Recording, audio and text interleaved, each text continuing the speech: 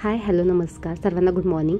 तर आजचा ब्लॉग हा डेली ब्लॉगच आहे, पण मी तुम्हाला आकाशिक रीडिंगविषयी आज थोडीफार माहिती सांगणार आहे, कारण की मी स्वतः आकाशिक रीडर आहे। क्रिस्टल गायडिंगसुद्धा मी करते आणि आकाशिक रीडिंग थ्रू तुमचं पास्ट लाईफ पाहणं, तुम्हाला आत्ता जे प्रेझेंटमध्ये जे तुम्हाला इश्यू चालू आहे, तुम्हाला प्रॉब्लेम चालू आहे, त्या रिलेटेड मी तुम्हाला गाईड करते। थोडक्यात तुमचे जे एंजल्स आहेत किंवा जे तुमचे पूर्वज आहेत, तुमचे जे इष्ट आहेत, तेच तुम्हाला मदत करत असतात। आकाशिक रीडिंगमध्ये आम्ही फक्त तुमचं पास्टच पाहत नाही, तर आता तुम्हाला काय प्रॉब्लेम आले त्या रिलेटेडही गोष्टी पाहतो। आणि ही एक विद्या आहे जी आपल्या भारतातच तिचं मूळ आहे, परंतु आपल्या भारतीयांकडून ती परदेशामध्ये गेली आणि तिथून आता परत ती आकाशिक रीडिंग ह्या नावासहित इथे प्रचलित झाली। खूप जण आहेत जे आता आकाशिक रीडिंग करत आहेत, जे खरंच आध्यात्मिक आहेत, त्यांना ह्या गोष्टीविषयी नक्कीच माहिती असेल। तर मीही माझी आध्यात्मिक जर्नी खूप छान आहे।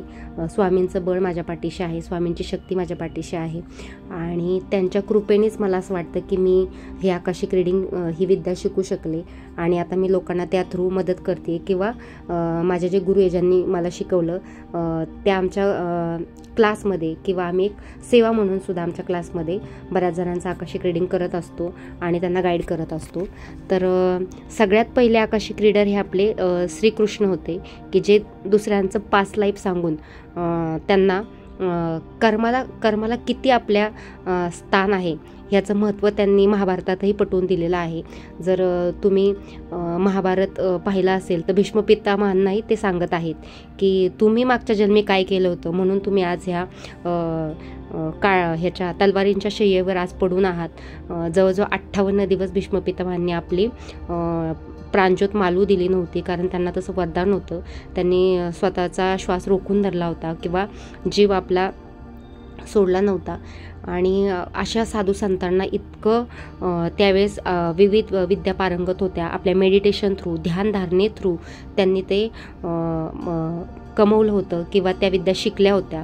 हे सगळ्या आपल्या भारतीय हिंदू धर्मानुसार किंवा आपल्या ज्या भारतीयांची जी मूळ उपजत आहे किंवा आपल्या देशामध्ये किंवा आपण जे ध्यान मेडिटेशन करतो त्यामध्ये इतकी शक्ती ताकद आहे की लोक विदाऊट अन्न पाण्या वाचूनही राहू शकतात। अगदी तुम्ही नर्मदा परिक्रमा जर कोणाला माहिती असेल तर नर्मदा परिक्रमा करणारे कितीतरी साधू संत असे आहेत की जे फक्त ध्यानधारणेच्या बळावर साधं अन्न पाणी सुद्धा घेत नाही आहेत, म्हणजे फक्त म्हणतात ना, म्हणजे कोणतंच अन्न पाणी न घेता ते जिवंत आहेत। ही आपल्या ध्यानाची किंवा योगाची आपल्या ताकद आहे आणि त्याचं महत्त्व हे प्रत्येकांपर्यंत पोचावं, प्रत्येकाने मेडिटेशन ध्यानधारणा करावी, आपलं मानसिक बळ वाढवावं, फिजिकल बळ वाढवावं असं मला नेहमी वाटतं। आणि माझी ती आध्यात्मिक जर्नी स्टार्ट झालेली आहे आणि रोज मी तुम्हाला ह्याविषयी माझ्या ब्लॉगमध्ये माहिती देत जाणार आहे की आकाशिक रीडिंग काय आहे किंवा याच्यातून कोणकोणते अनुभव मला येतात, मी समोरच्याला कसं गाईड करते, हे सगळं मी तुम्हाला माहिती माझ्या ब्लॉगतर्फे देत राहणार आहे। तर तुम्ही नक्की माझे ब्लॉग पाहत जा। आणि आता मी स्वामींच्या मठात चालले होते त्यावेळेस हा व्हिडिओ शूट केला आहे। आज गुरुवार होता आणि स्वामींच्या मठात जाऊन खूप छान वाटतं, एक ताकद मला मिळाल्यासारखं होतं। तिकडून येताना मी भाजीपाला वगैरे आणि काही ज्या गरजेच्या गोष्टी लागत होत्या ते घेऊन आले। परत सायंकाळची छान अशी पूजा केली। मेडिटेशन खूप मस्ट आहे आकाशिकमध्ये, कारण की मेडिटेशन थ्रूच आम्ही समोरच्याचं पास्ट लाईफ पाहत असतो। आणि आकाशिक रीडिंग करताना माझं स्वतःचं मनोबल वाढलेलं आहे, माझी भीती पूर्णपणे मरून गेलेली आहे।